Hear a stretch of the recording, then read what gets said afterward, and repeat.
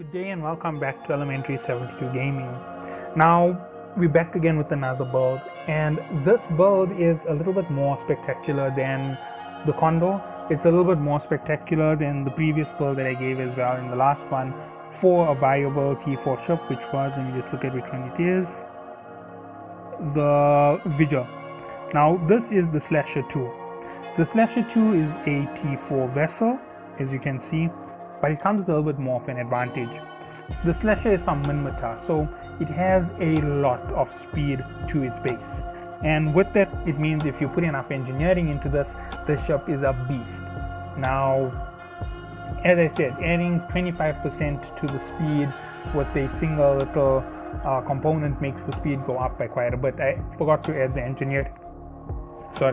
And the engineering buffs are quite big.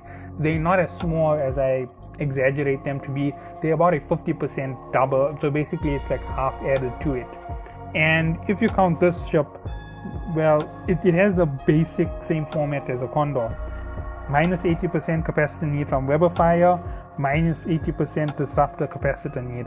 I'm going to go with double web. I'm not going to go with disruptor unless I am going for PvP.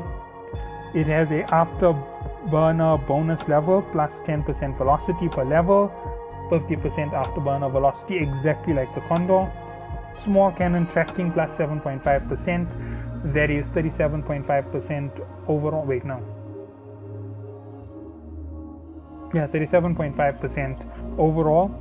Plus 12% damage, that's plus 60% damage. That means it has more damage and more firepower overall. This is a fast firing ship, and unlike the other build that I gave for the Vigil due to its slower pace, I gave it the cannon so that it has a little bit more distance. This one will go auto cannon, but I'll get into that as we go through the stats. 1,500 base defense. Now a base defense at this level means it has quite a bit of power to its forward facing shields. It's a shield tanking ship, so yeah, that gives you another big advantage. Here's where the big one is: 510 meters per second.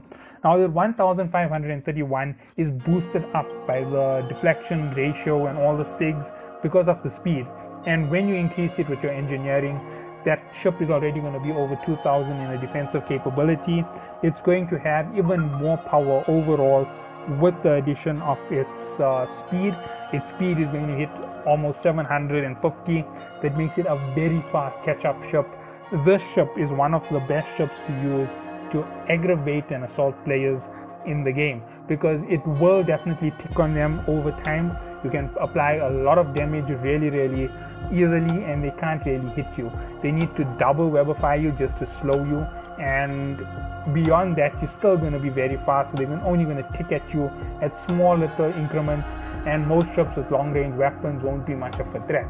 You only have to worry about missile carrying vessels, and that's about it for you with the Slasher. Now the next thing for you to look at is the power grid.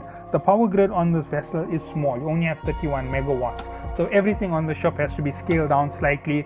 Obviously, I know that, as I said, there's almost a 50% increase with the engineering that will take you up to 45, but I'm going to keep it at that range of around 40. Capacitor isn't really much of a problem. These ships regenerate capacity really quickly. Now it's a cannon vessel, so let's go straight for the cannons. That Slasher is one of the ships that you can use for a very long time in the game. It's going to have purpose no matter what you're running up against. Get rid of small ships and you're not really going to have that much of a major problem. Now I always go with Type B at the moment because it's easier to just say use a Type B instead of going through all of it and saying come up from civilian, go T3, T4, T5, T6, T7.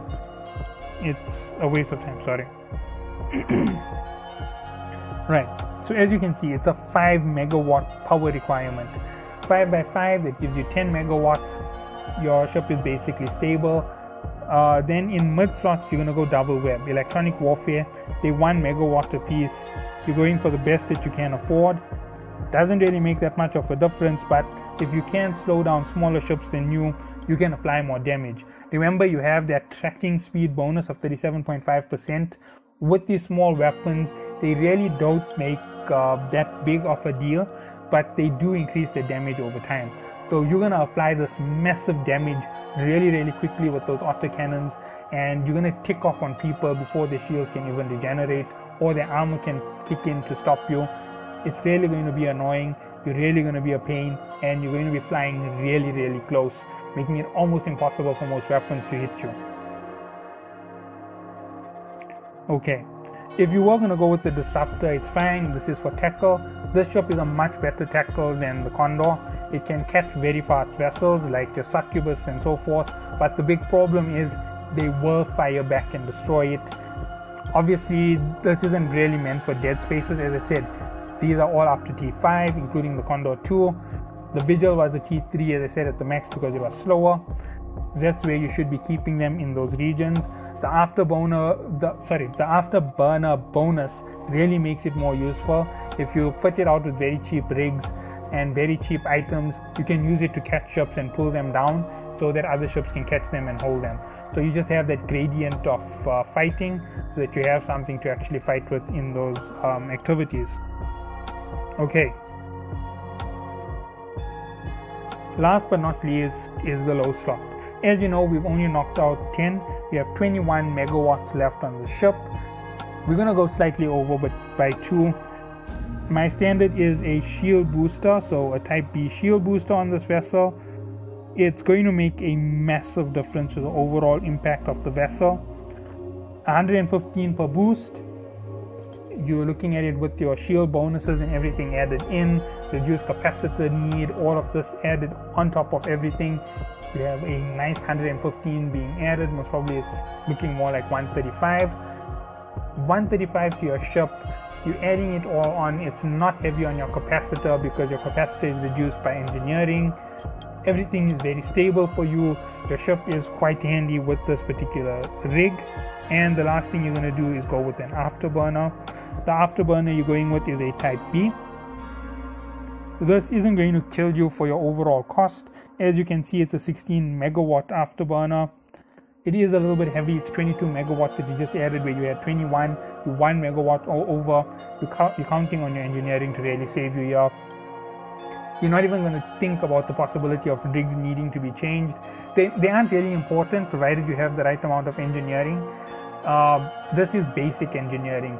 So if you have your first 5 levels, which are really cheap and really easy to gain, you're fine. So yeah, there we go. 158 plus the additional 50%, that's 200% added. You're starting off at 750, times that by 3 to add in the 200% for your bonus, and there you go. You're over 2,100 at the very basic.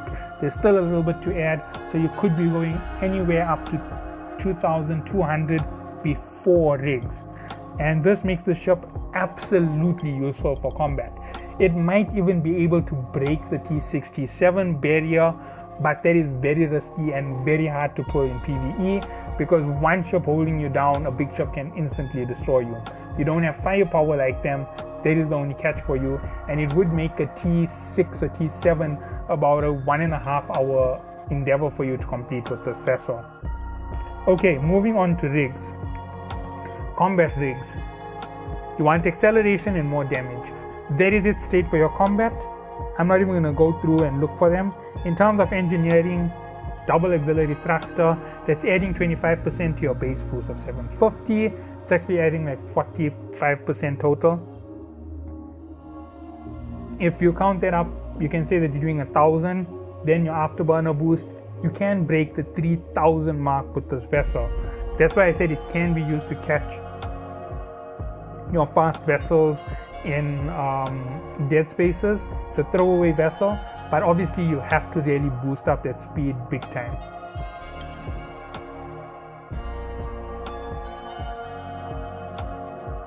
Okay, so we've gone through the basics of the first 2 items here. They really make a big difference for this vessel. I hope that you all did enjoy, and I will catch you all in the next one.